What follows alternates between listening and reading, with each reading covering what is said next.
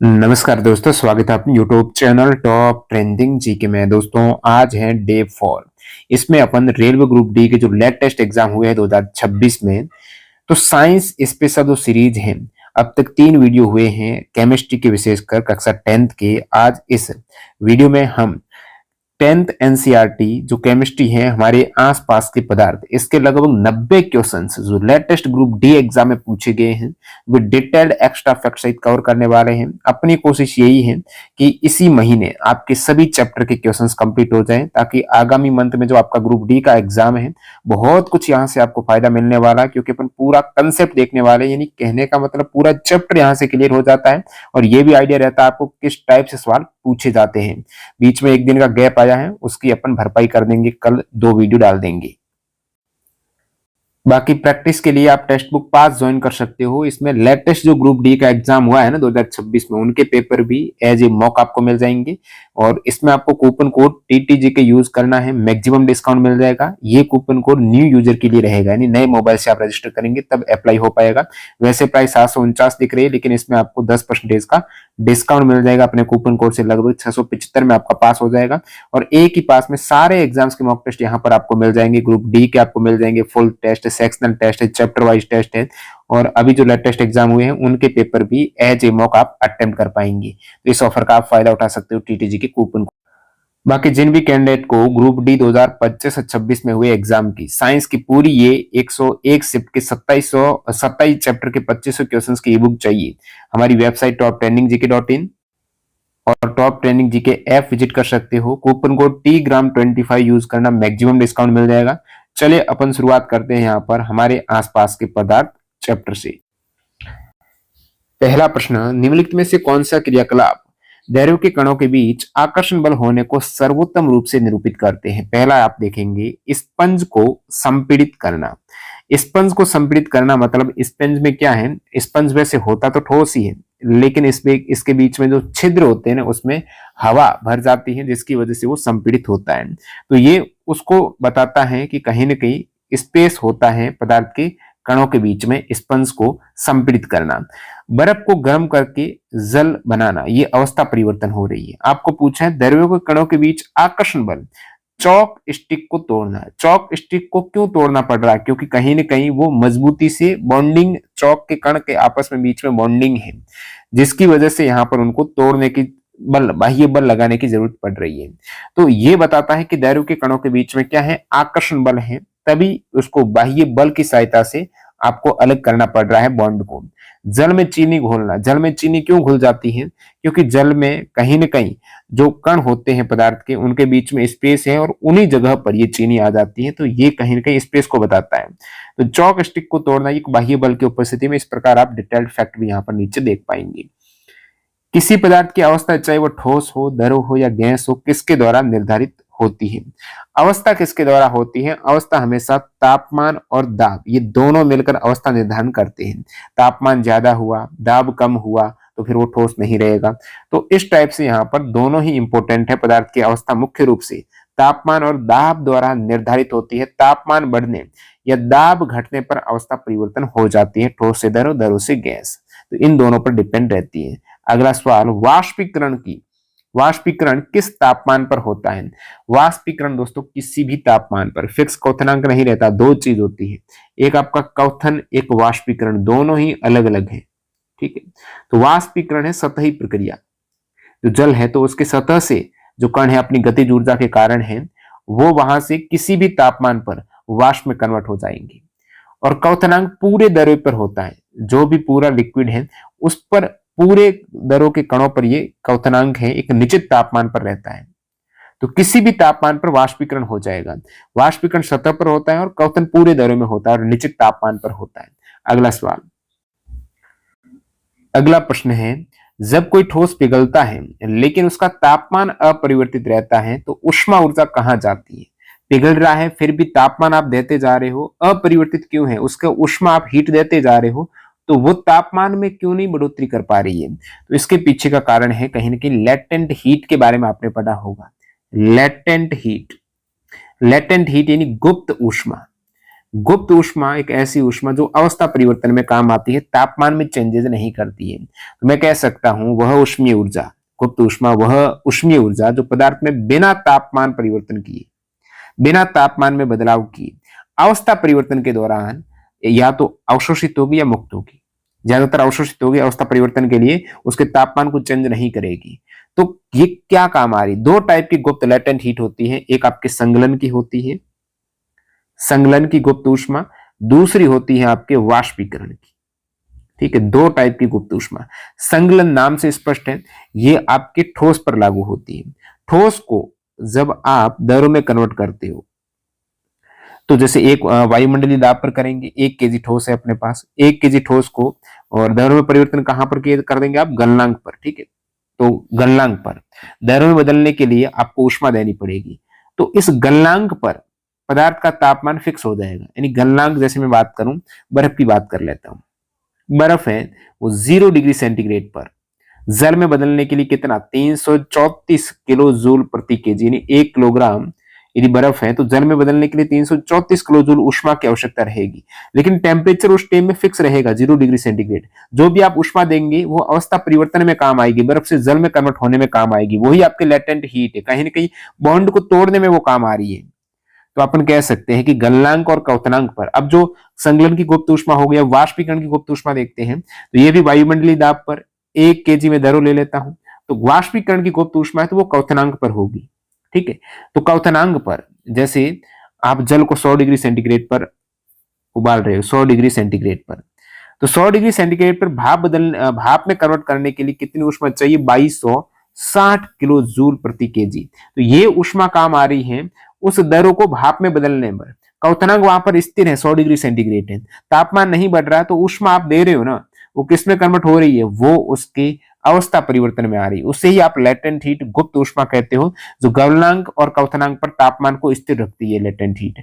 और क्या करती है, ऊष्मा जो देते हैं वो कणों के बीच की जो बॉन्डिंग है, आकर्षण बल है, उसको तोड़ने में काम आ रही है। तो इसका उपयोग कणों के बीच आकर्षण बल को दूर करने के लिए होता है।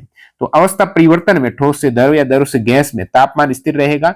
गलनांक पर ठोस से द्रव में आप कन्वर्ट कर रहे हो, क्वथनांक पर भी द्रव से गैस में कन्वर्ट कर रहे हो, तो वहां पर आपका एक फिक्स गलनांक रहेगा, फिक्स क्वथनांक रहेगा, और जो भी ऊष्मा देंगे वो अवस्था परिवर्तन के काम आएगी। यही लेटेंट हीट की परिभाषा है। निम्नलिखित में से कौन सा क्रियाकलाप द्रव्य के कणों के बीच रिक्त स्थान की उपस्थिति को प्रदर्शित करता है। द्रव्य के कण है, जो पदार्थ है, द्रव्य यानी पदार्थ के कणों के बीच जो गैप होता है वो कैसे आपको पता चलता है। तो जब आप मान लेते हैं कि मैंने यहां तक जल भरा हुआ है, इतने आयतन पर मैंने जल भरा हुआ है, अब मैंने इस पे 250 ग्राम या फिर 100 ग्राम चीनी डाल दी, ठीक है, फिर भी इसका स्तर यहीं पर रहा, ये ऊपर नहीं गया जल। क्यों? क्योंकि कहीं ना कहीं जल के कणों के बीच में गैप था और उन्हीं गैप में चीनी भर गई, तो ये आयतन तो यहीं तक रहेगा ना। तो कहने का अर्थ यही हुआ कि इनके बीच में गैप था, तभी आपने अतिरिक्त उसमें चीनी डाली, फिर भी इसका स्तर है, लेवल नहीं बढ़ा है, तो वो बताता है कि चीनी को जल में घोलना। तो द्रव्य के कणों के बीच रिक्त स्थान है, तभी चीनी है वो जल में घोल पा रही है। चलिए, कौन सा शब्द ठोस पदार्थों में कणों की निकटता का वर्णन करता है, कण आपस में निकट है? तो संपीड़िता, अंतरकण स्थान, घनत्व और दृढ़ता। यहां पर कैंडिडेट कंफ्यूज होते हैं। जब अपन संपीड़िता की बात करते हैं तो ये आप कहेंगे कि दबाने की क्षमता है जो ठोस में बहुत कम होती है। शब्द ठोस पदार्थ कण की निकटता, यानी कण पास पास में है, तो संपीड़िता नहीं, आप उसे दबा पा रहे हो नहीं दबा पा रहे हो, ये थोड़ी बताते कि कण पास पास में। तो पास पास में तो अंतरकण स्थान, यानी जो आंतरिक कण है उनके बीच का गैप है वो कम होता है ठोसों में, तो यही चीज बताती है। घनत्व तो प्रति इकाई आयतन द्रव्यमान हो जाएगा, घनत्व बराबर द्रव्यमान बटा आयतन, तो प्रति इकाई आयतन जो द्रव्यमान है वही घनत्व है। दृढ़ता, आकार बनाए रखने का गुण है ये दृढ़ता, तो ये अंतरकण स्थान है, यही हो जाएगा आपके जो बताता है कि ठोस पदार्थ में कण निकट रहते हैं। कौन सा प्रक्रम सर्वोत्तम रूप से इसकी व्याख्या करता है कि गर्म दिन के दौरान ठंडे गिलास के बाह्य पृष्ठ पर पानी की बूंदें कैसे बनती हैं? इसको ऐसे समझिए, जैसे दिन में आप क्या करते हो, फ्रिज से निकला हुआ ठंडा गिलास बाहर रखते तो उसके बाहरी हिस्से पर पानी की बूंदें दिखाई देने लगती है, और बहुत से लोग इसमें ये सोचते हैं कि पानी गिलास के अंदर से बाहर आया, लेकिन ऐसा होता नहीं है। तो क्या होता है, जैसे मैं बात करूं तो हवा में ऑलरेडी आपके जलवाष्प है, पहले से हवा में जलवाष्प मौजूद है, यानी भाप के रूप में जल मौजूद है, वाटर वेपर है, पानी गैस के रूप में मौजूद है। अब ठंडा गिलास आपने बाहर रखा है, तो ठंडा गिलास बाहर रखा है तो जो बाहर की हवा है इस गिलास के संपर्क में आएगी और वो हवा ठंडी हो जाएगी। उस हवा में ऑलरेडी जल वाष्प है, तो जल वाष्प है तो वो जल वाष्प कब बना है, जब गर्म के दिनों में, जब गर्मी ज्यादा होती है जल वाष्प और ज्यादा बनता है, ठीक है, क्योंकि वहां पर जल भाप की फॉर्म में रहता है। और जब ठंडी हवा जब यहाँ पर ठंडी हो जाती है उस केस में जल वाष्प किस में बदल जाता है, दरों में बदल जाता है। तो भाई दरों में क्यों बदलता है, क्योंकि जल वाष्प की बूंदें धीरे धीरे पास पास आएगी, भारी होगी तो वो दरों में कन्वर्ट हो जाएगी। तो ये जो दरों में बदल गई है, और आपको पूछा है कि गिलास का बाह्य पृष्ठ पानी की बूंदे कैसे बनती, तो यही दरों के कारण बूंदे बनी है। तो किसकी वजह से बनी है, तो जल वाष्प के दरों में बदलने से। जल वाष्प के दरों में बदलने को कहते हैं संघनन, ठीक है। इसी संघनन के कारण, इसी कंडेंसेशन के कारण आपको ये पानी की बूंदे गिलास के बाहर दिखाई देती हैं। तो गैस से दरों में बदलना, जो जलवाष्प से दरों में बदलना संघनन है, इसका उल्टा दरों से गैस, ये आपका इवापोरेशन यानी वाष्पीकरण हो जाएगा। नेक्स्ट देखते हैं, पदार्थ की अवस्था में परिवर्तन के संबंध में निम्नलिखित में से कौन से कथन सही है। पदार्थ की अवस्था में परिवर्तन एक भौतिक परिवर्तन है, पदार्थ की अवस्था में परिवर्तन एक अनुत्क्रमणीय परिवर्तन है। तो सही स्टेटमेंट कौन से है, देखिए जो दो गुण होते हैं, एक तो भौतिक गुण, एक आपका रासायनिक गुण। तो भौतिक गुण क्या है, जिनको आप छू सकते हैं, मेजर कर सकते हैं, जैसे पदार्थ के भौतिक गुण में उसका आकार हो गया, उसका रंग हो गया, उसकी अवस्था, वो ठोस द्रव गैस किस अवस्था में है, उसका गलनांक हो गया, उसका आपका क्वथनांक हो गया। ये सभी पदार्थ के गुण हैं जिन्हें आप देख सकते हैं, छू सकते हैं, माप सकते हैं। आकार, रंग, अवस्था, गलनांक, क्वथनांक, ये भौतिक गुणधर्म है। रासायनिक गुणधर्म में जैसे आप देखते हो तत्व है, यौगिक है, मिश्रण है, वो रासायनिक है, जो पदार्थ की आंतरिक संरचना के बारे में बताते हैं कि किस प्रकार के अणुओं या परमाणु से बना है पदार्थ, उसके आंतरिक स्ट्रक्चर क्या है, वो रासायनिक गुणधर्म है। तो ये पदार्थ की अवस्था में परिवर्तन, ठोस, द्रव, गैस, ये सभी भौतिक परिवर्तन है, बिल्कुल करेक्ट है। पदार्थ की अवस्था में परिवर्तन एक अनुत्क्रमण यानी वापस चेंज नहीं कर सकती, ये गलत है। जैसे पदार्थ की अवस्था में आपने परिवर्तन किया, ठोस से द्रव में बदल दिया, ठोस से द्रव यानी आपने बर्फ से पानी में कन्वर्ट कर दिया, क्या वापस अनुत्क्रमणीय, पानी से बर्फ नहीं बन सकती, बन सकती है ना, तो ये उत्क्रमणीय, अनुत्क्रमणीय यानी वापस नहीं उल्टा हो सकता है। तो केवल ए ही स्टेटमेंट करेक्ट है, बाकी आपका भौतिक परिवर्तन में तो उल्टने योग्य होती है, कोई नया पदार्थ नहीं बनता है। द्रव कम संपीड़ित होते हैं क्योंकि उनके बीच में गैप नहीं होता है इतना जितना गैस में होता है। कणों के मध्य अंतराल कम होता है, कणों के बीच में अंतराल कम होता है, तभी तो वो संपीड़ित कम होते हैं। द्रव में कणों के बीच मध्यम अंतराल होता है, जिससे कण निकट रहते हैं और द्रव को संपीड़ित करना कठिन होता है। तो संपीड़ितता का क्रम आप देखेंगे तो गैस में कण बहुत दूर दूर होते तो उसमें सबसे ज्यादा संपीड़ितता रहती है, उसके बाद द्रव में, और सबसे कम संपीड़ितता है वो ठोस में। वाष्पीकरण के बारे में निम्नलिखित में से कौन सा कथन सही है, तो देखिए वाष्पीकरण किसी भी तापमान पर हो सकता है, इसे किसी ऊष्मा की आवश्यकता नहीं होती है। पूछा सत्य, ऊष्मा तो चाहिए ना वाष्पीकरण में, ये केवल तरल की सतह पर बिल्कुल ऊपर ही होता है, ये केवल क्वथनांक पर होता है, केवल क्वथनांक पर नहीं, किसी भी तापमान पर हो सकता है, तो ये गलत है। ये पूरे तरल में नहीं होता, ये सरफेस पर होता, पूरे तरल पर फिर वो क्वथन हो जाएगा, सरफेस पर होता, केवल तरल की, लिक्विड की सतह पर ही होता है वाष्पीकरण, इसीलिए क्योंकि सतह पर जो कण की गतिज ऊर्जा के आधार पर उसका वाष्पीकरण होता है किसी भी तापमान पर, जहां कण आसानी से मुक्त होकर गैस बन सकते, तो वाष्पीकरण हमेशा सतही प्रक्रिया, क्वथन पूरे द्रव में होता है। अगला सवाल, निम्नलिखित में से कौन सा प्रायोगिक प्रेक्षण द्रव्य में कणों के अस्तित्व का सर्वाधिक प्रबल प्रमाण प्रदान करता है। तो द्रव्य में यानी पदार्थ में कणों के अस्तित्व के बारे में सबसे अधिक प्रबल प्रमाण कौन प्रदान करता है, तो यहां देखेंगे जल उबलने पर भाप उत्पन्न करना।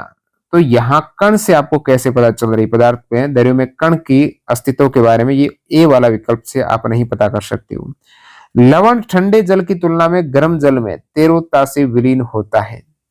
बर्फ को गर्म करने पर वह पिघलकर जल बन जाती है। स्याही की एक बूंद बिना विलोडन यानी बिना हिलाए जल में समान रूप से प्रसारित हो जाती, मतलब स्याही की एक बूंद में असंख्य कण है, अनेक कण हैं, ये बताता है कि कणों का अस्तित्व। इसीलिए तो जैसे इसको एक ऐसे समझ सकते हो, आपने पानी में क्या डाल दी, स्याही डाल दी, अब पानी का कलर चेंज हो गया, अब उस पानी में आप भले ही और कितना ही पानी डालते जाओ, अचानक वहां पर स्याही का कलर गायब नहीं होगा, धीरे धीरे गायब होगा। ये बताता है कि उस स्याही में छोटे छोटे बहुत ज्यादा कण थे, इसलिए इन्हें आप गायब नहीं कर पा रहे हो। तो शय की एक बूंद डाली तो एक बूंद है, लेकिन उस बूंद में बहुत ज्यादा कण थे, वो इसीलिए वो जल में समान रूप से विस्तृत हो गई, प्रसारित हो गई। तो विकल्प डी करेक्ट है। बूंद बिना हिलाए फैल जाती है क्योंकि जल के कण निरंतर गति में रहते हैं और क्षय के कणों के बीच में धक्का देते हुए फैलाते हैं। ये कणों की गति और अस्तित्व का सबसे प्रत्यक्ष प्रमाण है। दैर्घ्य कणों से बना है और कण निरंतर गति करते हैं। गति का प्रमाण कैसे पता चलता है कि वहां पर प्रसार हो रहा है, ब्राउनियन गति हो रही है, जिगजैग गति हो रही है। प्रश्न है, गैस के कणों की निरंतर अनियमित गति के कारण कण पात्र की दीवारों से टकराते हैं। गैस द्वारा लगाया गया दाब किसके बराबर होता है? तो दाब होता है दोस्तों बल बटा क्षेत्रफल। तो यहां पर पात्र की दीवारों पर प्रति इकाई क्षेत्रफल पर गैस के कणों द्वारा लगाया गया बल, तो क्षेत्रफल यदि प्रति इकाई कर दे, एक कर दे, तो जो बल होगा वही तो दाब होगा। तो दाब लग कहां पर रहा है? पात्र की दीवारों पर लग रहा है। तो पात्र की दीवारों का क्षेत्रफल तो होगा ना, तो उसके क्षेत्रफल में यदि मैं प्रति इकाई क्षेत्रफल ले लूं, जैसे पात्र की दीवार तो इतनी बड़ी है, तो इसका मैंने एक इंडिविजुअल प्रति इकाई क्षेत्रफल ले लिया, तो यहाँ इसका क्षेत्रफल, और इस पर मैंने देखा कि बल कितना अप्लाई हो रहा है। तो इस क्षेत्रफल पर यानी प्रति इकाई क्षेत्रफल पर गैस के कणों द्वारा जो बल लगाया जा रहा है वही आपका दाब हो जाएगा। ज्यादा टफ चीज ये है नहीं, आपका फॉर्मूले से हो जाएगा।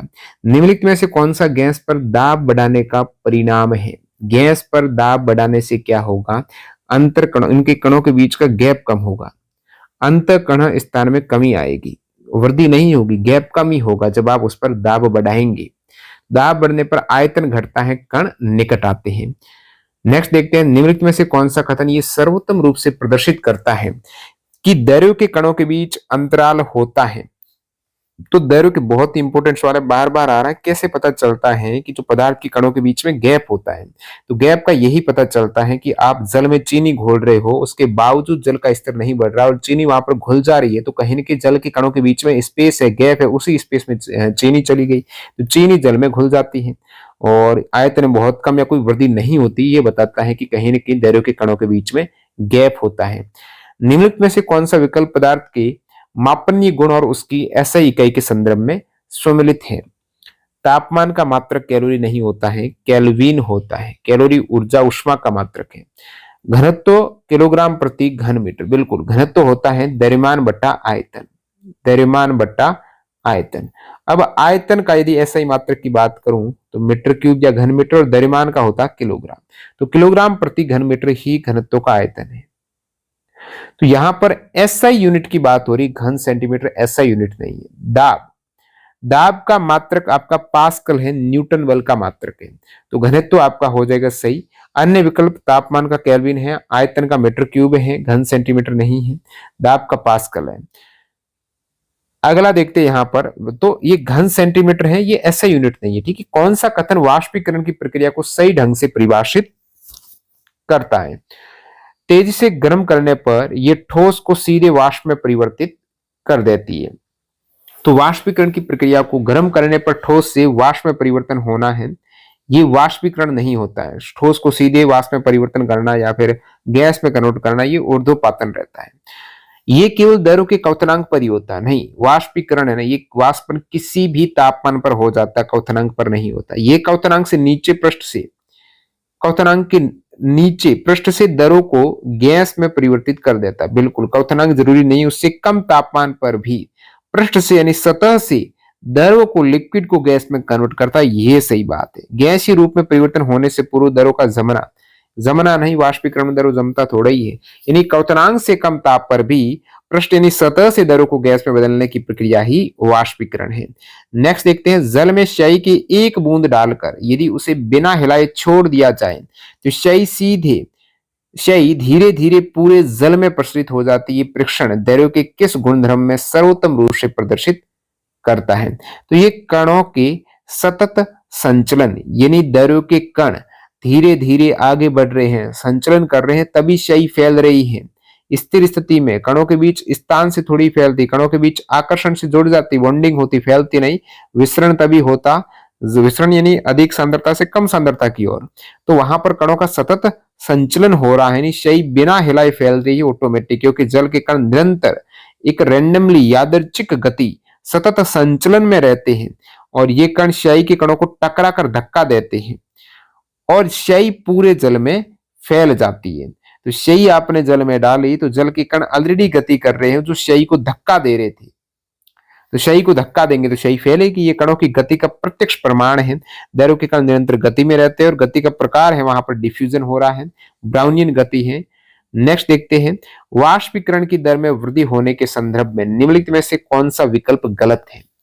वाष्पीकरण की दर यानी वाष्पीकरण, वाष्पन बढ़ रहा है तो सतह का क्षेत्रफल बढ़ेगा तो बढ़ेगा। पृष्ठीय क्षेत्रफल में वृद्धि, जब सरफेस किसी भी सरफेस का यहाँ पर पानी का वाष्पीकरण हो रहा है उसका एरिया बढ़ा तो वाष्पीकरण की दर यहाँ पर वाष्पीकरण बढ़ने वाला है। तापमान में वृद्धि हुई तो वाष्पीकरण बढ़ेगा।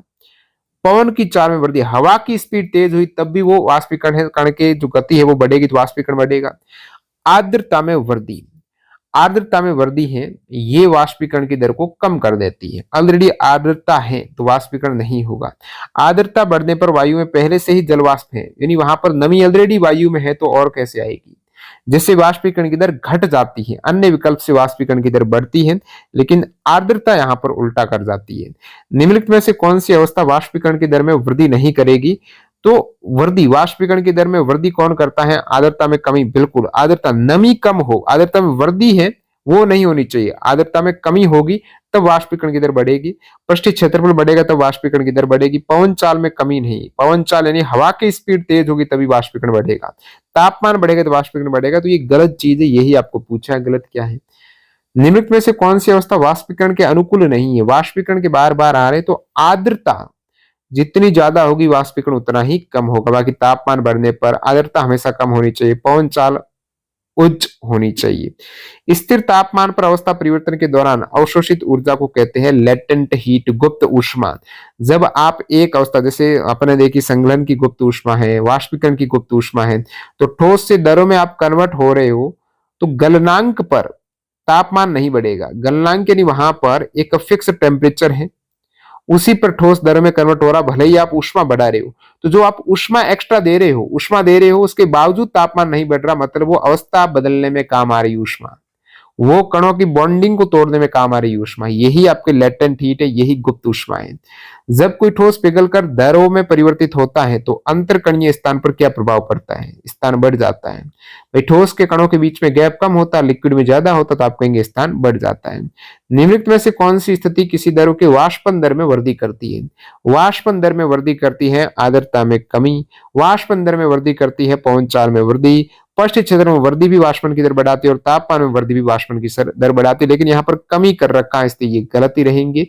और आर्द्रता में वृद्धि वाष्पन की दर को कम करेगी तो ये भी गलत हो जाएगा। पवन चाल में वृद्धि, यहाँ गलत बोल गया क्या मैं, यानी हवा की स्पीड ज्यादा होगी तो वाष्पन ज्यादा होगा, पवन चाल में कमी वाष्पन को कम करेगी, ये समानुपाती है। ठीक है, तो बी यहां पर करेक्ट है। यदि आप किसी गैस पर दाब डालते हैं तो अंतरा आणविक अवकाशों और बलों पर क्या प्रभाव पड़ता है। गैस पर दाब डाला तो उसका आयतन कम होगा, अंतराण्विक अवकाश कम होगा, तो अंतराण्विक अवकाश घटता है, कणों के बीच का गैप घटता है और अंतराण्विक बल बढ़ते हैं। गैप घटेगा तो बॉन्डिंग मजबूती तो होगी, ये सही स्टेटमेंट है। अंतराण्विक अवकाश बढ़ेगा नहीं, अंतराण्विक अवकाश और बल दोनों बढ़ते हैं। और जब आप किसी गैस पर दाब डालते हो तो उस केस में बढ़ने का तो सवाल ही नहीं है, अवकाश का घटता है। अंतराण्विक अवकाश और बल दोनों अपरिवर्तित नहीं, घटता है अंतराण्विक अवकाश और अंतराण्विक बल बढ़ता है। वहां पर बॉन्डिंग मजबूत होगी तो फोर्स, अंतराण्विक बल वो बढ़ेगा। अंतराण्विक अवकाश घटता है और बल बढ़ता है। दाब बढ़ने पर गैस के कण दूसरे के निकट आते हैं और कणों के बीच आकर्षण बल अधिक प्रभावी हो जाता है। निम्नलिखित में से कौन सा विकल्प उच्च दाब के अधीन गैसों के द्रवण का सर्वोत्तम रूप से वर्णन करता है।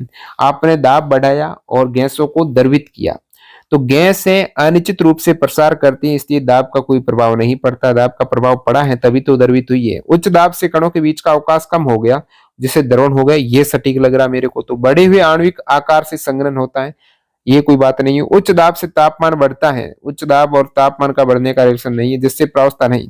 ये वाला बी वाला स्टेटमेंट आपका करेक्ट हो गया कि उच्च दाब से कणों के बीच गैप कम हुआ तो उससे उसका वो लिक्विड में कन्वर्ट हो गया।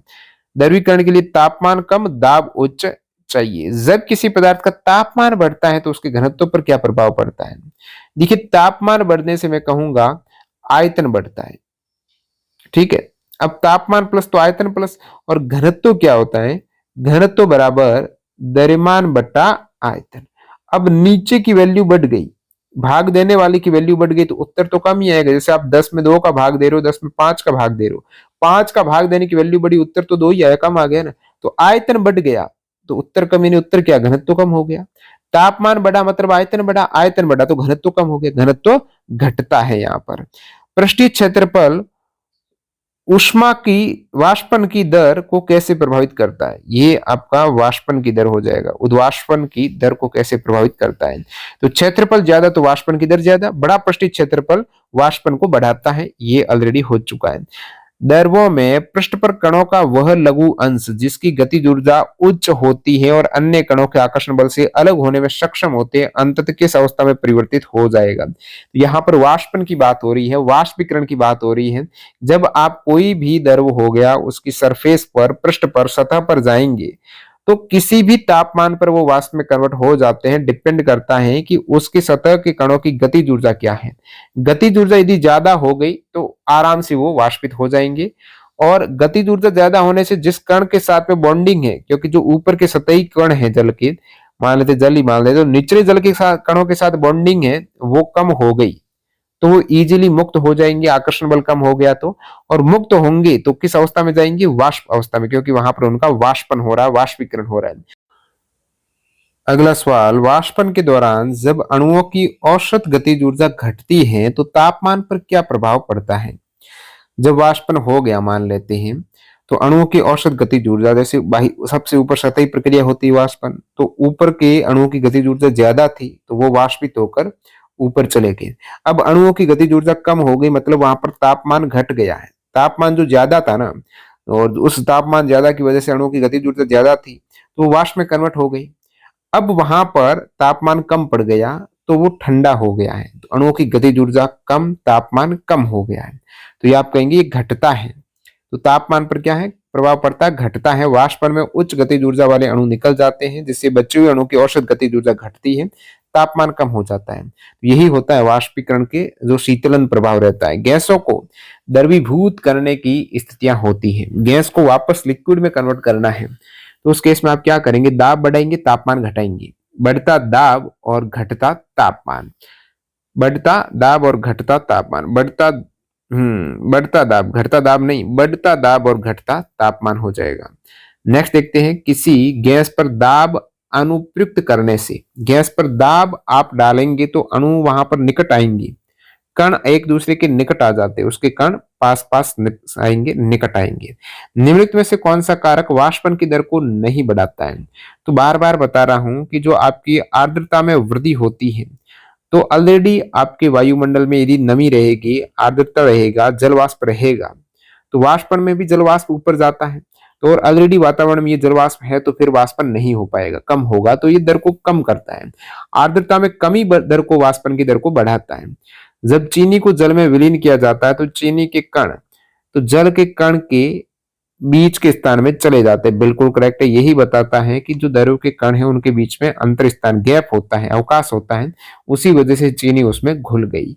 नेक्स्ट देखते हैं, निम्नलिखित में से कौन सा कथन पदार्थ के कणों के निरंतर संचलन को सही ढंग से समझाता है। निरंतर पदार्थ के कण है वो गति करते हैं, तो पदार्थ के कण इतने भारी होते हैं कि वे हिल नहीं सकते हैं। पदार्थ के कण अपनी गतिज ऊर्जा के कारण निरंतर गति करते हैं, बिल्कुल गतिज ऊर्जा के कारण ही पदार्थ के कण गति करते हैं, ये सही स्टेटमेंट है, ये ज्यादा टफ सवाल नहीं है।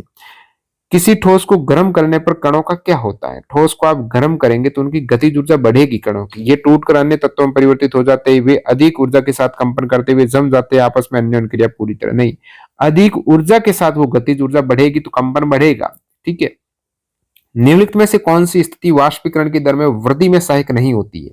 वाष्पीकरण की दर में वृद्धि आर्द्रता में वृद्धि होने से नहीं होगी ज्यादा, ठीक है। कौन सा कारक वाष्पीकरण की दर को नहीं बढ़ाता है, तापमान में कमी। वाष्पीकरण की दर तब बढ़ेगी जब तापमान बढ़ेगा, जब सतह का क्षेत्रफल बढ़ेगा, जब कणों की गतिज ऊर्जा बढ़ेगी, ये सारी चीजें, और जब आर्द्रता कम होगी तभी आपके वाष्पीकरण की दर बढ़ेगी। तो आर्द्रता में कमी बढ़ाएगी, वायु की गति बढ़ाएगी, वाष्पीकरण को, पृष्ठीय क्षेत्र में वृद्धि बढ़ाएगी, लेकिन तापमान में कमी होने से वाष्पीकरण की दर नहीं बढ़ती है। गैस कणों की निरंतर गति के कारण निम्नलिखित में से क्या होता है? देखिए, गैस कणों की निरंतर गति के कारण विसरण होता है। गैस के कण अनियमित गति से चलते हैं और एक दूसरे से टकरा कर फैलते हैं, जिससे विसरण होता है। विसरण यानी कणों की गति से पदार्थ का फैलाव होता है, वहां पर पदार्थ फैलता है। अगला प्रश्न है, तापमान में वृद्धि के साथ निम्नलिखित में से क्या नहीं होता है? पदार्थ की अवस्था में परिवर्तन। तापमान में वृद्धि की तो पदार्थ की अवस्था में परिवर्तन हो सकता है। गतिज ऊर्जा में वृद्धि। तापमान में वृद्धि के साथ गतिज ऊर्जा भी बढ़ती है। कण गति में वृद्धि। गतिज ऊर्जा बढ़ी मतलब कणों की गति में वृद्धि हुई तापमान बढ़ने से। अंतराकण अंतराल में कमी। ये देखिएगा, तापमान में वृद्धि होने से अंतराकण अंतराल में वृद्धि होती है। ये पूछा है कि क्या नहीं होता है, ये वाला स्टेटमेंट गलत है, ये चीज नहीं होती है। अंतराकण अंतराल में जैसे तापमान बढ़ा तो कणों के बीच के गैप में वृद्धि होगी कमी होगी? आप कहेंगे वृद्धि होगी, तो ये बोल रहा कमी, जो कि ऐसा नहीं होता, तो आप डी करेक्ट करेंगे। द्रव्य के संबंध में उस विकल्प का चयन कीजिए जिनके कणों के बीच पर्याप्त स्थान हो अथवा कण कसकर बंधे न हो। तो ये देखिएगा, लवण, आयरन, शर्करा, इन तीनों में से बताना है जिनके कणों के बीच पर्याप्त स्थान हो अथवा कण कसकर बंधे न हो। तो इसमें लवण और शर्करा दोनों हो जाएंगे। आयरन जो आप एक देखते हो मेटल है, धातु है, इनमें कण कसकर बंधे हुए होते हैं, पर्याप्त गैप नहीं होता है क्योंकि ये ठोस फॉर्म में है। हालांकि शर्करा भी क्रिस्टलीय ठोस रहता है, लेकिन इनके कणों के बीच में गैप रहेगा। लवण और शर्करा दोनों क्रिस्टलीय ठोस हैं, लवण नमक, जिनमें कण व्यवस्थित लेकिन कसकर बंधे नहीं होते और इनमें घुलने पर जल के कणों के बीच स्थान में प्रवेश हो जाते हैं। आयरन में कण बहुत कसकर बंधे हुए होते हैं। तो ये सब क्रिस्टल है तो ठोस, लेकिन जो आयरन है ये एक अलग है, इसमें कणों के बीच पर्याप्त स्थान नहीं होता है, कण कसकर बॉन्डिंग अच्छी मजबूत होती है और इसलिए जब आप नमक को, चीनी को पानी में जब आप घोलेंगे तब ये आसानी से घुल जाते हैं क्योंकि इनमें कण कसकर इतने बंधे नहीं होते हैं, उनके बीच में स्पेस होता है। तो क्रिस्टलीय ठोस में कण व्यवस्थित लेकिन दूरी होती है, ये चीज ध्यान रखिए। लवण जल में घुल जाता है क्योंकि जल के कणों के बीच आयनों के प्रवेश के लिए दिक् स्थान यानी रिक्त स्थान होता है। तो लवण के आयन जल के कणों के बीच रिक्त स्थानों में प्रवेश कर जाते हैं और जल के साथ हाइड्रेशन होता है जिससे घुलन होती है, इसलिए यहां पर यह विकल्प ए करेक्ट है। निम्नलिखित में से कौन सा विकल्प पदार्थ की तीन अवस्थाओं में कणों के बीच आकर्षण शक्ति को सही ढंग से दर्शाता है? तो कणों के बीच सबसे ज्यादा आकर्षण रहेगा ठोस में, उसके बाद द्रव में और सबसे कम गैस में। कौन सा क्रियाकलाप दर्शाता है कि पदार्थ के कण निरंतर गतिमान रहते हैं? तो कमरे में इत्र की खुशबू फैल रही है तो कण वहां पर गतिमान हो रहे हैं, निरंतर कण है, गतिशील है, तभी खुशबू फैल रही है। जल को उसके क्वथनांक तक गर्म करने पर यह चीज नहीं। कक्ष तापमान पर बर्फ पिघल रही है, जल से भरे गिलास के तल में चीनी जम रही है, ये नहीं बता रहे कि कण निरंतर गतिमान है। यहाँ पर कमरे में इत्र की खुशबू वाला गतिमान को बताएगा। निम्नलिखित में से कौन सा कारक वाष्पीकरण की दर को बढ़ाता है? वाष्पीकरण की दर बार बार सवाल आ रहा, सतह क्षेत्र में वृद्धि होगी, तापमान में वृद्धि होगी तभी बढ़ेगी, आर्द्रता में कमी होगी तभी बढ़ेगी, पवन की स्पीड बढ़ेगी तभी बढ़ेगी। यदि स्थिर आयतन पर किसी गैस का तापमान बढ़ाया जाता है तो दाब पर क्या प्रभाव पड़ेगा? आयतन स्थिर है, आयतन चेंज नहीं हो रहा है, तापमान बढ़ा रहे हो, उस केस में दाब तो बढ़ेगा है ना भाई। जब आयतन फिक्स वॉल्यूम कर दिया, तापमान बढ़ गया, तो स्थिर आयतन पर तापमान बढ़ने से कणों की गति और टकराव बढ़ता है, जिससे दीवारों पर दाब बढ़ जाएगा। आयतन वॉल्यूम फिक्स है कि इतने से ज्यादा नहीं फैल सकता, लेकिन तापमान आपने बढ़ाया तो कण इतने ज्यादा गतिशील होंगे कि दीवारों पर प्रेशर डालेंगे, तो इससे दाब बढ़ता है। तो दाब बढ़ता है, दाब समानुपाती तापमान, आयतन यदि स्थिर है तो ये ध्यान दीजिएगा, ये चार्ल्स का नियम का उल्टा प्रभाव रहेगा, दीवारों पर दाब बढ़ जाएगा। तो ये आपका प्रेशर लो हो जाएगा, गैलुसाक नियम हो जाएगा। अगला है एक सीलबंद सिरिंज जिसमें वायु भरी हुई है, इसके एक सिरे पर दाब आरोपित किया जाता है जबकि दूसरे सिरे को बंद रखा जाता है। तो सिरिंज के अंदर वायु की स्थिति के संदर्भ में इस क्रिया का सबसे संभावित परिणाम। तो सीलबंद सिरिंज है, जो इंजेक्शन है उसमें हवा भरी हुई है, एक सिरे पर आप दाब आरोपित कर रहे हो और दूसरे सिरे को बंद कर रखा है, उस केस में क्या होगा? वायु का आयतन बढ़ जाता है और दाब कम हो जाता है। सिरिंज से वायु पूरी तरह से निकल जाती है, वायु का आयतन कम हो जाता है और उसका दाब बढ़ जाता है। बिल्कुल आप प्रेशर बढ़ा रहे हो, आगे भी बंद कर रखा है, तो वहां पर आयतन कम होगा जितना ज्यादा आप प्रेशर बढ़ाएंगे, और दाब वहां पर बढ़ नहीं पा रहा, तो वायु का आयतन कम होगा और दाब बढ़ जाएगा। निम्नलिखित में से सही कथन का चयन करें। गैस कणों के बीच अधिक स्थान होने से उन्हें आसानी से लघु आयतनों में स्क्वीज्ड यानी संपीड़ित निष्पीड़ित किया जा सकता है।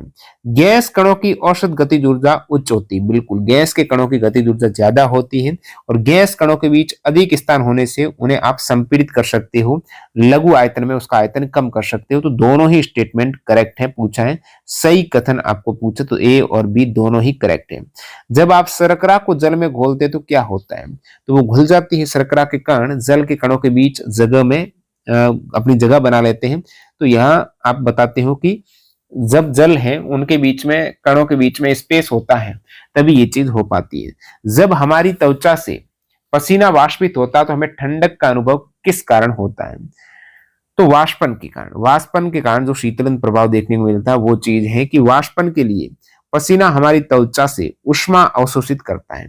अब वाष्पन के लिए एटलीस्ट कुछ ऊष्मा चाहिए तभी वाष्पन होगा ना, भले ही क्वथनांक से क्वथन से कम ताप पर ऊष्मा हो, तो ऊष्मा तो चाहिए ना। तो जो अपने शरीर की ऊष्मा है, अपने शरीर की गर्मी है, उसी गर्मी को पाकर पसीना है वो वाष्पित होता है। तब गर्मी को लेकर पसीना उड़ जाएगा तो पीछे ठंडक ही रहेगी और क्या रहेगी? तो त्वचा से ऊष्मा अवशोषित करता है वाष्पन के लिए पसीना, तो ऊष्मा को अवशोषित कर दिया तो पीछे ठंडक रही। नेक्स्ट एक अगला प्रश्न है, निम्नलिखित में से कौन सा कथन दरों के गुणधर्मों का सर्वोत्तम रूप से वर्णन करता है? दरों के गुणधर्म की बात करें तो उनका कोई आकार फिक्स नहीं होता है, अनिश्चित आकार रहता है, लेकिन उनका आयतन निश्चित रहता है। आकृति अनिश्चित, आयतन कैसे? जैसे मैं कहूं 1 लीटर दूध, 1 लीटर दूध किसी भी बर्तन में डालेंगे ना वो 1 लीटर ही रहेगा, कम ज्यादा थोड़ा ही होगा। हाँ, बर्तन की शेप अलग है तो उस दूध का जो डाला है ना उसकी शेप चेंज हो जाएगी, तो आकृति चेंज हो जाएगी, लेकिन आयतन उसका 1 लीटर फिक्स ही रहेगा। ये चीज आपका दिमाग में रहनी चाहिए कि अनिश्चित आकार होता है और निश्चित आयतन रहता है। बाकी दरों में थोड़ी दृढ़ता में कमी होती है, विसरण रहता है, डिफ्यूजन होता है दरों में, विसरण की दर ठोसों की तुलना में अधिक होती है। नेक्स्ट देखते हैं, निम्नलिखित में से कौन सा गैसों का एक अभिलक्षण है? गैस की बात करें तो कोई निश्चित आकार और कोई निश्चित आयतन नहीं, ये करेक्ट है। गैस का न तो आकार फिक्स है, दरों का आकार फिक्स नहीं, तो गैस का आकार और आयतन भी फिक्स नहीं है, क्योंकि उनके कणों के बीच में गैप होता है तो आयतन कम ज्यादा हो जाता है।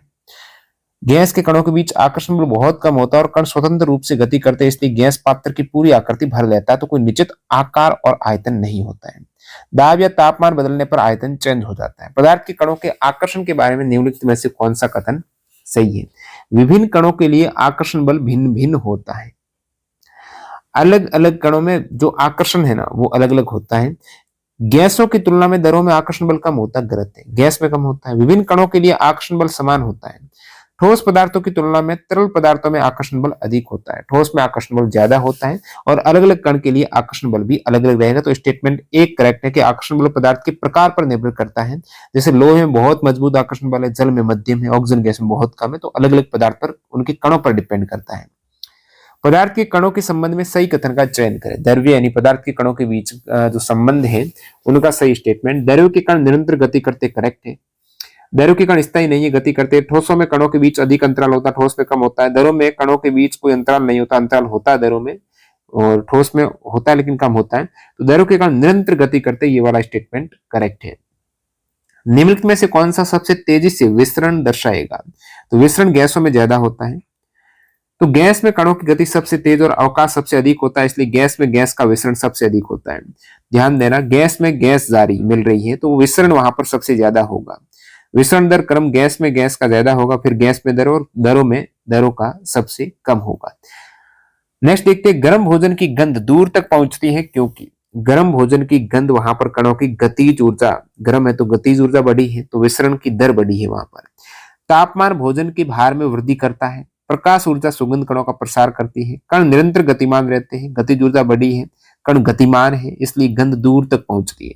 ध्वनि तरंगे भोजन की गंध का परिवहन करती, ध्वनि तरंगे नहीं करती। गर्म भोजन से निकलने वाली सुगंध कण गति करते हैं और विसरण द्वारा हवा में फैलते हैं, जिससे गंध दूर तक पहुंचती है। निम्नलिखित में से कौन सा दरों का गुणधर्म है? तो दरों का आकृति अनिश्चित लेकिन निश्चित आयतन रहता है। दरों पात्र की आकृति ले लेता है, अनिश्चित आकृति, लेकिन अपना निश्चित आयतन बनाए रखता है। ठोस से गैस अवस्था में परिवर्तन पर कणों के बीच का स्थान किस प्रकार बदलता है? ठोस से आप गैस में कन्वर्ट हो रहे हो तो कणों के बीच का गैप स्थान, ठोस और गैस के कण के बीच सदैव बराबर स्थान रहता है, ये गलत बात है। ठोस से गैस अवस्था में परिवर्तन होने पर स्थान बढ़ता है, बिल्कुल बढ़ता है। पदार्थ की अवस्था परिवर्तन के दौरान स्थान अपरिवर्तित रहता है, गलत बात है। ठोस से गैस अवस्था में परिवर्तन होने पर स्थान कम होता है, स्थान बढ़ता है। गैस में कणों के बीच में अंतराल ज्यादा है ना, तो बी करेक्ट हो जाएगा। पदार्थ की निम्नलिखित में से किस अवस्था में कणों की तीव्र यादृच्छिक रैंडमली जो गति सबसे अधिक होती है वो गैस में होती है? गैस में आपको ब्राउनियन गति है वो देखने को मिलती है। गैस में कण स्वतंत्र और सबसे तेज यादृच्छिक गति करते हैं, कहीं से इधर उधर गति करते रहते हैं। निम्नलिखित में से क्या दरों पदार्थ की विशेषता है? तो बार बार आ रहा है, आकार फिक्स नहीं लेकिन आयतन फिक्स है। बर्फ पिघलने के दौरान बर्फ का तापमान स्थिर क्यों रहता है? बर्फ पिघल रही है मतलब वहां पर लेटेंट हीट, अवस्था परिवर्तन में जो आप ऊष्मा दे रहे हो वो काम में आ रही है, इसलिए उसका तापमान है, गलनांक है, वो फिक्स रहेगा। तो ऊष्मा का उपयोग अणुओं के बीच बॉन्डिंग को तोड़ने में काम आ रहा है। जो आप ऊष्मा दे रहे हो उससे तापमान नहीं बढ़ रहा है, क्योंकि ऊष्मा का उपयोग तापमान बढ़ने की बजाय अणुओं के बीच के बॉन्ड को तोड़ने में आ रहा है, ताकि उसकी अवस्था परिवर्तन हो जाए। ये लेटेंट हीट है, गुप्त ऊष्मा। निम्नलिखित में से कौन सा कणों के मध्य प्रबलतम आकर्षण बल दर्शाता है? तो सबसे ज्यादा आकर्षण बल होगा ठोस में। तो यहाँ पर लोहे की छड़ ठोस है, ये गैस है, ये लिक्विड है, ये लिक्विड है, तो ठोस आपका हो जाएगा। कणों का विसरण में किसमें अधिक तीव्र होता है? कणों का विसरण उच्च तापमान पर गैसों में अधिक तीव्र होता है।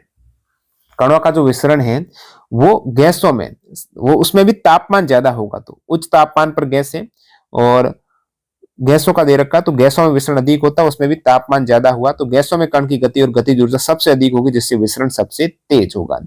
किसी ठोस को निरंतर गर्म करने पर क्या होता है? ठोस को आप गर्म करेंगे तो ये प्रसारित होकर गैस में बदल सक जाता है, ये सीधे वाष्पीकृत हो जाता है, ये संकुचित हो जाता है, ये पिघल जाता है। ठोस पिघलेगा और बाद में वाष्पीकृत होगा, ये सभी को पता है। ठोस पहले द्रव में बदलेगा फिर गैस में। हालांकि ठोस से गैस में बदलने को ऊर्ध्वपातन कहते हैं। यदि तापमान में वृद्धि की जाए तो ठोस के कणों की गतिज ऊर्जा में क्या होगा? तो गतिज ऊर्जा तो बढ़ती है, तापमान में बढ़ाएंगे तो गतिज ऊर्जा तो बढ़ने ही वाली है। यदि आप जल को तेजी से वाष्पित करना चाहते हो तो आपको क्या करना चाहिए? जल को वाष्पित तेजी से करना चाहते हो तो तापमान बढ़ाना पड़ेगा और हवा की स्पीड आपको बढ़ानी पड़ेगी। तो पंखे को सामने रखें, पंखे के सामने रखेंगे तब वहां पर वायु की स्पीड बढ़ेगी, तो वाष्पीकरण की दर तापमान बढ़ने से बढ़ती है।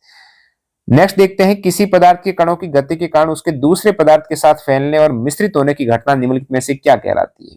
तो दूसरे पदार्थ के साथ फैलते मिश्रित होते तो वो डिफ्यूजन है, विसरण है। जब एक पदार्थ के कण अपनी निरंतर यादृच्छिक गति के कारण दूसरे पदार्थ के कणों के बीच प्रवेश कर फैल जाते हैं और दोनों मिश्रित हो जाते हैं, तो ये प्रक्रिया को विसरण कहते हैं। उदाहरण के लिए आप देखते हो इत्र की खुशबू कमरे में फैलना या स्याही का जल में बिना हिलाए फैलना, ये सभी विसरण के कारण होता है कि स्याही कि एक बूंद जल में जल को बिना हिलाए फैल जाती है, जो कि जल में ऑलरेडी कण है, उनकी गतिज ऊर्जा है, और वही गतिज ऊर्जा से स्याही के कण टकराते हैं उन्हीं कणों से, तो वो फैलती है। वाष्पन केवल दरों से गैस बनना है, बिल्कुल वाष्पन दरों से गैस में कन्वर्ट होना है। संघनन गैस से दरों में बदलना है। ऊर्ध्वपातन ठोस से सीधे गैस में बदलना है। नेक्स्ट देखते हैं, दरों का आकार निश्चित नहीं होता लेकिन आयतन निश्चित होता है। किसी दरों का उसके क्वथनांक से नीचे किसी भी तापमान पर वाष्प में परिवर्तन होने की घटना वाष्पन कहलाती है। तो वाष्पन के लिए क्वथनांक से कम ताप पर भी काम हो जाता है।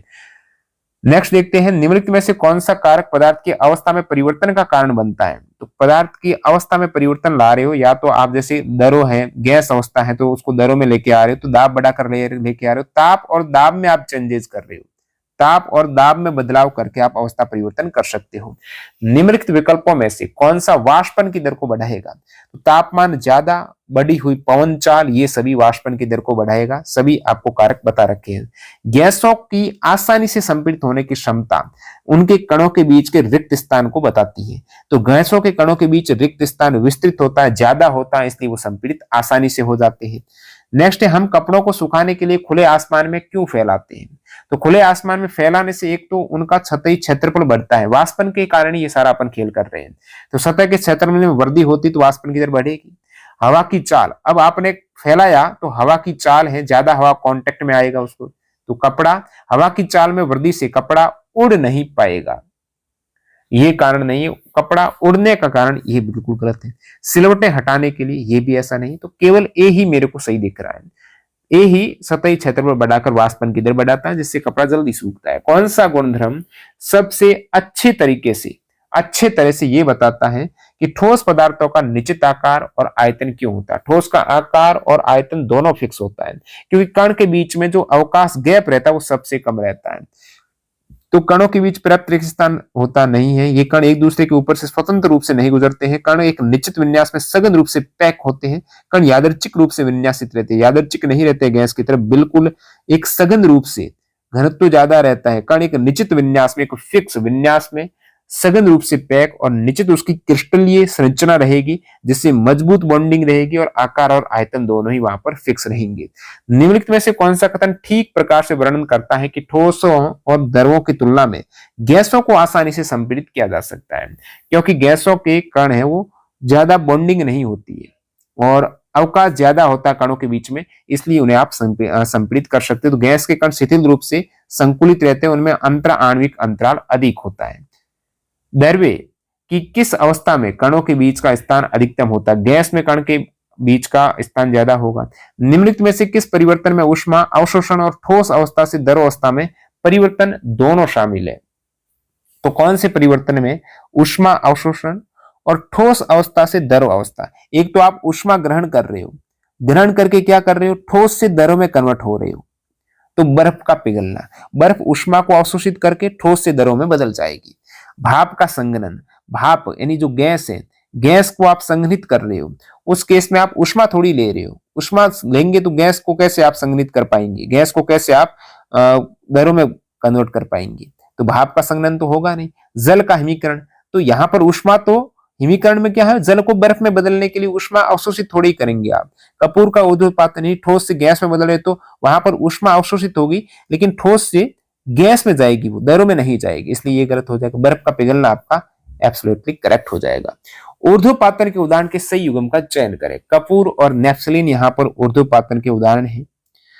अब ऊर्ध्वपातन की प्रक्रिया की बात करें तो ऊर्ध्वपातन वह प्रक्रिया जिसमें ठोस, देखिए वैसे आप अवस्था परिवर्तन देखते हो ना, ठोस गैस और सॉरी क्या बोल दिया मैंने, ठोस द्रव गैस, ठोस द्रव गैस, पहले ठोस से द्रव में कन्वर्ट होगा, फिर द्रव से गैस में कन्वर्ट होगा। लेकिन यहां पर यदि ठोस डायरेक्टली बिना द्रव में कन्वर्ट हुई गैस में हो जाए तो वो प्रक्रिया कहलाती है ऊर्ध्वपातन। तो ऊर्ध्वपातन जिसमें ठोस सीधे गैस में बदल जाता है बिना द्रव बने। तो कपूर और नेफ्थलीन दोनों कमरे के तापमान पर ऊर्ध्वपातित हो जाते हैं। मतलब कमरे के तापमान पर कपूर और नेफ्थलीन डायरेक्टली ठोस से गैस में कन्वर्ट हो जाएंगे, ऊर्ध्वपातित हो जाएंगे। इसी प्रकार शुष्क बर्फ भी डायरेक्टली कमरे के तापमान पर, शुष्क बर्फ है वो भी गैसीय फॉर्म में कन्वर्ट हो जाएगी। शुष्क बर्फ जो ठोस से डायरेक्टली गैस बन जाएगी बिना द्रव में कन्वर्ट हुए। लेकिन नमक में ऐसा नहीं होता है। तो कपूर है, नेफ्थलीन है और आपका शुष्क बर्फ, ये तीनों ही ऊर्ध्वपातन के उदाहरण हो जाएंगे। निम्नलिखित में से कौन सा ठोसों का सही गुणधर्म है? ठोस में प्रबल अंतर आणविक बल होता है, क्योंकि उनके बीच में गैप कम होता है कणों के बीच में। निम्नलिखित में से कौन सा प्रेक्षण सर्वोत्तम रूप से इसकी व्याख्या करता है कि द्रवों का आयतन निश्चित होता है लेकिन उनकी आकृति निश्चित नहीं होती है? तो देखिएगा, जल अपने पात्र की आकृति को ग्रहण कर लेता है। जल को जिस भी बर्तन में आप डालेंगे उसी बर्तन का वो शेप ले लेगा, लेकिन इसका आयतन फिक्स है, वही रहेगा। जल आप जैसे 10 लीटर जल डाला किसी बर्तन में, वो 10 लीटर ही रहेगा। नेक्स्ट है, जब हम अपनी हथेली पर एसीटोन जो नेल पॉलिश रिमूवर रहता है इसको डालते हैं तो हमें ठंडक प्रतीत होती है, क्योंकि एसीटोन है ना वो वाष्पित हो गया, अपनी हथेली की गर्मी पाकर वाष्पित हो गया। वाष्पित होने के लिए जब उन्होंने हथेली की गर्मी को अवशोषित किया तो हथेली की गर्मी को खा गया, तो पीछे हथेली ठंडी महसूस होगी कि नहीं होगी आपको? तो हथेली से ऊष्मा ये अवशोषित की और शीघ्रता से वाष्पित हो गया एसीटोन।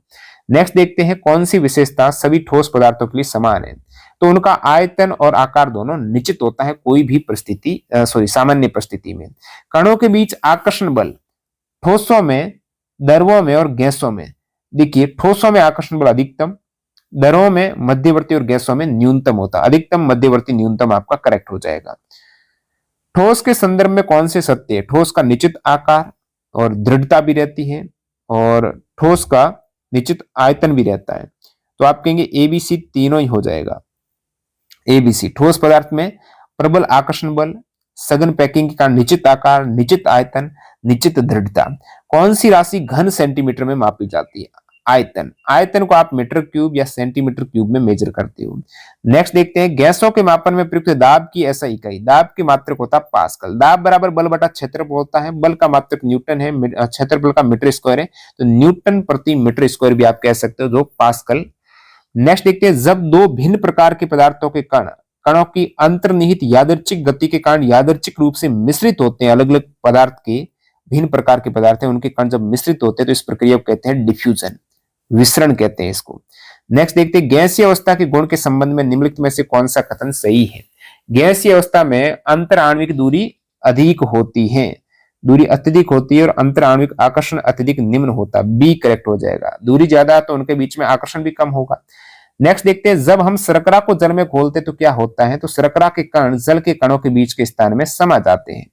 नेक्स्ट क्रिस्टलीय ठोस के सही उदाहरण का चयन करें। क्रिस्टलीय ठोस में आपका चीनी और नमक दोनों ही क्रिस्टलीय ठोस हैं। क्रिस्टलीय ठोस में कण निश्चित ज्यामितीय पैटर्न है, एक निश्चित क्रिस्टल संरचना होती है, नमक है, चीनी है, और ये जैसे क्रिस्टलीय ठोस है। रेत की बात करें, रेत अव्यवस्थित ठोस है, इसलिए क्रिस्टलीय नहीं है। नेक्स्ट बात कर लेते हैं अपन, ये सारे 89 क्वेश्चंस आपके करेक्ट बता दिए मैंने आपको, 89 क्वेश्चंस पदार्थ। अगला अपन देखेंगे चैप्टर क्या हमारे आसपास के पदार्थ शुद्ध हैं। हमारे आसपास के पदार्थ कंप्लीट हो गया। फिर 72 क्वेश्चंस रहेंगे, क्या हमारे आसपास के पदार्थ शुद्ध हैं। और रही बात, अब अपन लास्ट में देख लेते हैं इस चैप्टर के जो एनसीईआरटी का अपनी ई बुक थी, टोटल 31 चैप्टर की, पूरा एनसीईआरटी के फैक्ट कवर कर रखे थे। कुछ चीजें जो सवालों में रह गई हैं वो यहाँ पर अभी अपन फटाफट कवर कर लेते हैं, एक नजर में इसको देख डालते हैं एक साथ। तो भौतिक गुणधर्म और रासायनिक गुणधर्म आपको बता दिए हैं। ठोस, तरल, गैस, ये भौतिक गुणधर्म है, आकार, रंग, अवस्था। और रासायनिक गुणधर्म है जो तत्व है, यौगिक है, अणु, परमाणु, ये सारी चीजें। नेक्स्ट अपन जो इंपॉर्टेंट चीजें हैं, ये ऐसा ही मात्र ज्यादा महत्वपूर्ण नहीं है। बाकी पदार्थ के कण की बात करें, आकार की बात करें, तो 0.1 नैनोमीटर पदार्थ के कणों का आकार होता है कि हम अपनी आंखों से, नग्न आंखों से नहीं देख पाते हैं। एक छोटे से क्रिस्टल में असंख्य कण होते हैं जो पानी की बड़ी मात्रा को प्रभावित करते हैं। तो यहाँ पर एक सवाल आया था, पोटेशियम परमैंगनेट को कई बार पानी में तनुकृत करने के बाद भी पानी हल्का रंगीन रहता है। ये दर्शाता है कि पोटेशियम परमैंगनेट के कण बहुत छोटे हैं और पानी में फैलने की उनकी क्षमता बहुत अधिक है, विसरण की दर उसमें बहुत अधिक है। और ये आरआरबी टेक्नीशियन 2024 में सवाल पूछा गया था कि पोटेशियम परमैंगनेट और डेटॉल लगातार तनुकृत करने के बावजूद इनकी महक और सुगंध बनी रहती है। दोनों ही इस सिद्धांत को प्रमाणित करते हैं कि पदार्थ की मूल इकाइयां सूक्ष्म और प्रभावशाली होती हैं। तो पदार्थ के कण न केवल बहुत छोटे होते हैं बल्कि उनकी संख्या और फैलने की क्षमता भी आश्चर्यजनक होती है। तो ये चीजें टेक्नीशियन 2024 में पूछी गई है। जिनको डिफ्यूजन, विसरण समझ में नहीं आया, तो विसरण वह प्रक्रिया है जिसमें पदार्थ के कण स्वतः ही बिना किसी बाहरी बल के उच्च सांद्रता वाले क्षेत्र से निम्न सांद्रता वाले क्षेत्र की ओर गति करते हैं। जो आप अगरबत्ती की सुगंध का फैलना, शाही का पानी में फैलना, पोटेशियम परमैंगनेट का रंग गर्म पानी में तेजी से फैलना, ये सभी विसरण के कारण। पदार्थ के कण विसरण के कारण निरंतर गति में रहते हैं। इनकी ये गति उन्हें एक दूसरे के साथ मिश्रित होने में मदद करती है। कणों के बीच रिक्त स्थान होने के कारण एक पदार्थ के कण दूसरे पदार्थ के कणों के बीच के रिक्त स्थान में प्रवेश कर सकते हैं। कण की गतिज ऊर्जा उन्हें फैलने के लिए प्रेरित करती है। विसरण तब तक होता है जब तक दोनों साइड सांद्रता समान न हो जाए। तो इसी विसरण में आप देखते हो स्याही का विसरण हो गया, जो जिसमें स्याही के कण उच्च सांद्रता बूंद से निम्न सांद्रता पानी की ओर गति करते हैं। शहद का धीमा फैलाव, शहद एक चिपचिपा दरो है और उसके अणु बड़े और भारी होते हैं। उसकी उच्च श्यानता के कारण उनकी गति धीमी होती है, विसरण की दर कम होती है। कणों की गतिशीलता आप देखते हो विसरण में, तो क्रिस्टल जो केमनोफोर है, कॉपर सल्फेट है, ये पानी में घुलकर आयन बनाता है। ये आयन पानी के अणु के बीच रिक्त स्थान में फैलते हैं, उनकी गतिज ऊर्जा पर निर्भर करती है। नेक्स्ट अपन देखते हैं पदार्थ की अवस्थाएं हो गई, ठोस अवस्था, इसकी पूरी आपको बता दिया है। देखिए विशेष मामलों का विश्लेषण करते हैं, ये इंपॉर्टेंट है। रबड़ बैंड एक ठोस है। रबड़ बैंड का लचीलापन इसे ठोस होने से नहीं रोकता, क्योंकि इसका आकार और आयतन निश्चित रहता है। रबड़ बैंड को आप बाह्य बल से एक बार खींचेंगे तो आकार आप ऐसे लगेगा चेंज हो रहा है, लेकिन वापस बाह्य बल हटाएंगे तो अपनी मूल शेप में वो आ जाता है। विभिन्न आकार के बर्तनों में रखने पर चीनी और नमक बर्तन का आकार ले लेते हैं। आपने नमक को चीनी को अलग अलग बर्तन में रखा तो आपको लग रहा है चीनी और नमक ठोस होने के बावजूद आप बर्तन का आकार कैसे ले रहे हैं, लेकिन वो ठोस है, क्योंकि चीनी और नमक की क्रिस्टल का निश्चित आकार होता है। क्रिस्टल है वो ठोस, तो काफी क्रिस्टल मिलकर वो आकार चेंज कर रहे हैं। संरचना, क्रिस्टल की संरचना चेंज नहीं हो रही है। स्पंज एक ठोस है, फिर भी इसका संपीड़न होता है, क्योंकि स्पंज के बीच में जो छिद्र होते हैं उसमें हवा रहती है। द्रवावस्था में अनिश्चित आकार आपको बता रखा है, निश्चित आयतन होता है और उसमें प्रवाह है, दृढ़ता की कमी रहती है, विसरण की उपस्थिति रहती है। नेक्स्ट यहां पर ये पृष्ठ तनाव देख लो। द्रवों की सतह एक लचीली झिल्ली की तरह व्यवहार करती है, जो कणों के बीच आकर्षण बलों के कारण होती है। पानी की सतह को उंगली से काटने पर वह तुरंत अपनी मूल स्थिति में लौट आती है और कुछ कीट जैसे जलीय झींगा पानी की सतह पर चल सकते हैं। ये सभी पृष्ठ तनाव के कारण होता है। तो पृष्ठ तनाव में द्रव की भीतरी परतों के जो कण हैं सभी दिशाओं में बराबर आकर्षित होते हैं, जिससे वे संतुलित अवस्था में रहते हैं और इसी कारण जो जल की बूंद गोल होती है। नेक्स्ट गैसीय अवस्था में गैस की संपीड़ितता ठोस और द्रव की तुलना में अधिक होती है। गैसों का विसरण हो गया। उसके बाद आपका पदार्थ की अवस्था परिवर्तन है, ये इंपॉर्टेंट है। लेटेंट हीट के बारे में आपने जान लिया। तो अवस्था परिवर्तन आप देखेंगे तो ठोस से द्रव में बदलने को कहते हैं, ठोस से द्रव में बदलना संगलन, द्रव से गैस में बदलना वाष्पीकरण हो जाएगा। अब द्रव से ठोस में बदलना वह फिर आप कहेंगे जमना है, हिमीकरण हो रहा वहां पर। और गैस का द्रव में बदलना संघनन, एक संगलन है एक संघनन है। संघनन गैस द्रव में बदल रही है और संगलन तो गलन हो रहा है, यहाँ पर एक तरीके से गलन हो रहा है ठोस का द्रव में, और संघनन संघनित होना है गैस का द्रव में। ठोस का गैस में कन्वर्ट होने को कहते हैं ऊर्ध्वपातन। ठोस डायरेक्टली गैस में बदल रही है और गैस वापस ठोस में आ रही, वो निक्षेपण है, वो आपका निक्षेपण हो जाएगा। नीचे आप इंग्लिश में भी देख सकते हो, सब्लिमेशन और डिपोजिशन। पदार्थ के तापमान परिवर्तन का प्रभाव, ये सारी चीजें। गलनांक और संगलन, गलनांक पर तापमान स्थिर रहता, भले ही ऊष्मा प्रदान की जा रही है, क्योंकि गलनांक अवस्था परिवर्तन में काम में आ रहा है। गुप्त ऊष्मा के बारे में आपने डिटेल में जान लिया। ऊर्ध्वपातन में उदाहरण की बात करें तो कपूर या अमोनियम क्लोराइड को गर्म करने पर वो गैस में बदल जाता है और ठंडा होने पर फिर ठोस बन जाते हैं। तो कपूर है, अमोनियम क्लोराइड है, शुष्क बर्फ है, ये सभी ऊर्ध्वपातन के उदाहरण हैं। तो कहीं ना कहीं ये आपका पूरा चैप्टर यहाँ कंप्लीट होता हुआ। वाष्पीकरण आपने डिटेल में देख ली है, क्या प्रभाव पड़ता है, एसीटोन वाला ये सारा। गर्मियों में हमें सूती कपड़े क्यों पहनने चाहिए। तो ज्यादा टफ ये चैप्टर है नहीं। पदार्थ की अवस्था में ठोस, द्रव, गैस, प्लाज्मा और दो अवस्था और हैं, बोस, आइंस्टीन, कंडेंसेट। तो इनके बारे में थोड़ा देख लेते हैं, फिर इस चैप्टर को एंड करते हैं। प्लाज्मा पदार्थ की चौथी अवस्था, जिसमें कण आयनीकृत गैस के रूप में अत्यधिक ऊर्जावान और उत्तेजित रहते हैं। तो प्लाज्मा में आयनीकृत गैस कहूंगा मैं, आयनीकृत गैस वो प्लाज्मा है। अत्यधिक उच्च तापमान और विद्युत ऊर्जा के कारण गैस आयनीकृत होकर प्लाज्मा बनाती है। तो आयनीकृत गैस बराबर प्लाज्मा। प्लाज्मा के उदाहरण फ्लोरोसेंट ट्यूब और नियोन बल्ब। नियोन बल्ब में नियोन गैस और फ्लोरोसेंट ट्यूब में हीलियम या अन्य गैस होती है। विद्युत ऊर्जा प्रवाहित होने पर गैस आयनीकृत होकर चमकीला प्लाज्मा बनाती है। सूर्य और तारे हैं, उच्च तापमान के कारण हाइड्रोजन और हीलियम आयनीकृत होकर प्लाज्मा बनाते हैं। वहीं पर आपको आकाशीय बिजली भी इसका उदाहरण है। और पांचवी अवस्था है आपके BEC, Bose Einstein condensate. Bose Einstein condensate पदार्थ की पांचवी अवस्था है, जो अति निम्न तापमान यानी 0 केल्विन तापमान और कम घनत्व पर, तापमान बहुत कम घनत्व कम पर प्राप्त होती है, जिसमें कण एकल क्वांटम अवस्था में व्यवहार करते हैं। तो बहुत कम घनत्व वाली गैस बोस आइंस्टीन कंडेंसेट में क्या विशेषता है, इतना कम घनत्व हो कि सामान्य वायु के घनत्व का 1,00,000वां भाग, सामान्य वायु के घनत्व कितना कम घनत्व वहां पर चाहिए कि 1,00,000वां भाग। अति निम्न तापमान, अब घनत्व कम में तापमान भी कम करना है। घनत्व कम में तापमान परम शून्य के निकट 0 केल्विन के पास में, उस केस में उस गैस को आप ठंडा करेंगे तब आपको बीईसी मिलेगी। यानी घनत्व सामान्य वायु का 1,00,000वां भाग, तापमान 0 केल्विन के आसपास करेंगे तो आपको वहां पर बोस आइंस्टीन कंडेंसेट अवस्था मिलेगी।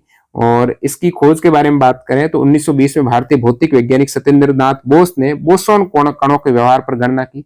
अल्बर्ट आइंस्टीन बोस की गणनाओं के आधार पर पदार्थ की इस नई अवस्था की भविष्यवाणी की और 1995 में पहली बार प्रयोगशाला में बीईसी बनाया गया था और 2001 में एरिक कार्नेल, वुल्फगैंग कैटरले और कार्ल ई वेमन को बीईसी की खोज के लिए भौतिकी में नोबेल प्राइज भी मिल चुका है। तो ये सारे आपके इंपोर्टेंट फैक्ट यहाँ पर इस चैप्टर के कंप्लीट हो गए हैं और बाकी ये आप ई बुक भी ले सकते हो जिसमें एनसीईआरटी 9 10 के 31 चैप्टर हैं, उसके एग्जाम्पल के भी क्वेश्चंस इसमें शामिल रहते हैं। भाई चैप्टर वाइज इंपोर्टेंट सवाल है और नीचे आपके एनसीईआरटी एग्जाम्पलर हैं, ये ऐसे सवाल होते हैं जो बिल्कुल एनसीईआरटी के फैक्ट से रहते हैं, ये आप देखेंगे और डिटेल में पूरा कंसेप्ट वो क्लियर करते हैं। तो यहाँ से भी एग्जाम में सवाल बने थे पिछली बार ग्रुप डी 2022 में, इसलिए ये इंपोर्टेंट हो जाते हैं। बाकी मिलते हैं नए चैप्टर के साथ में। धन्यवाद।